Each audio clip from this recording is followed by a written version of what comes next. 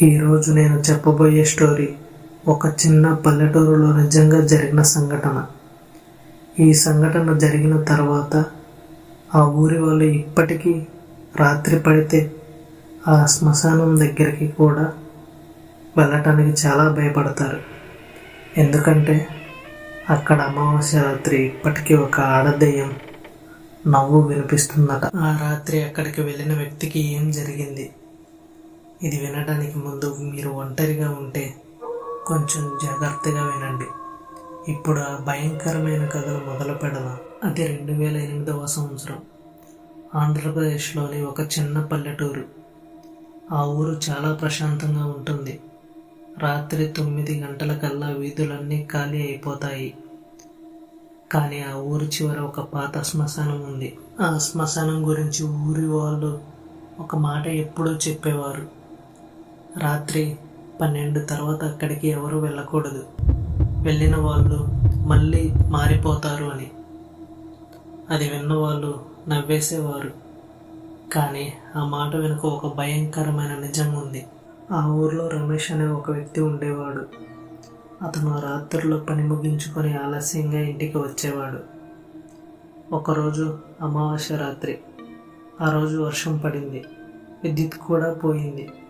రమేష్ తన పని ముగించుకొని రాత్రి 11:45కి ఇంటికి బయలుదేరాడు. రమేష్ ఇంటికి వెళ్ళాలంటే శ్మశానం పక్కన ఉన్న చిన్న దారి దాటాలి. మొదట అతనికి భయం లేదు.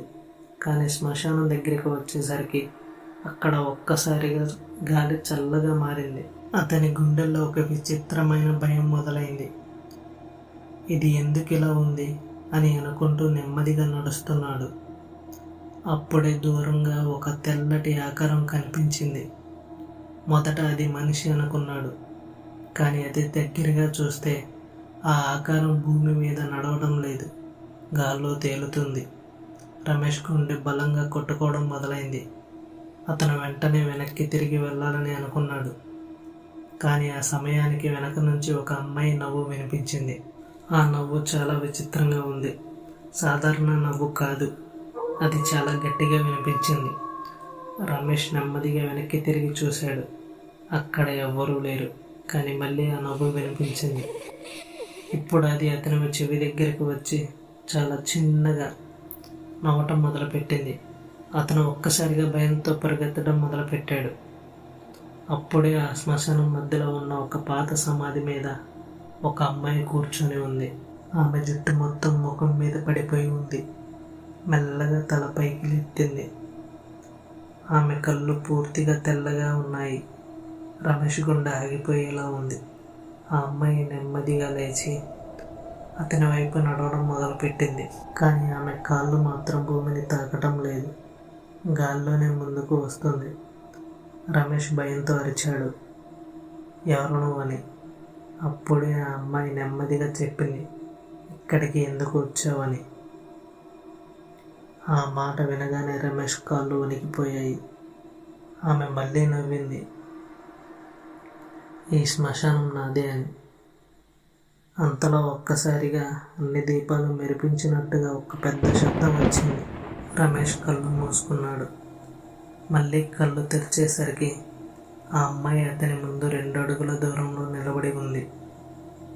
ఆమె ముఖం ఇప్పుడు పూర్తిగా కనిపించింది. ఆమె ముఖం సగం కాలిపోయి ఉంది. ఆమె కళ్ళు నేరుగా రమేష్ వైపు చూస్తున్నాయి. రమేష్ గుండె ఆగిపోయిందేమో అనిపించింది. అతను ఒక్కసారిగా స్పృహ కోల్పోయాడు. మరుసటి రోజు ఉదయం ఊరి వాళ్ళు రమేష్ను శ్మశానం దగ్గర ఉన్నట్టుండి చూశారు. అతను బతికే ఉన్నాడు, కానీ స్పృహలో లేడు. అతను ఒక మాట కూడా మాట్లాడట్లేదు. డాక్టర్ దగ్గరికి తీసుకువెళ్ళారు.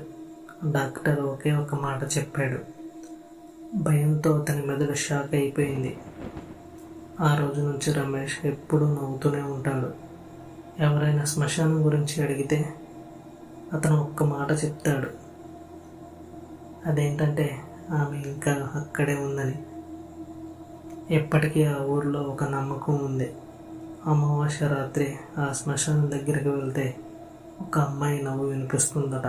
ఈ స్టోరీ మీకు నచ్చితే లైక్ చేయండి, మీ ఫ్రెండ్స్తో షేర్ చేయండి.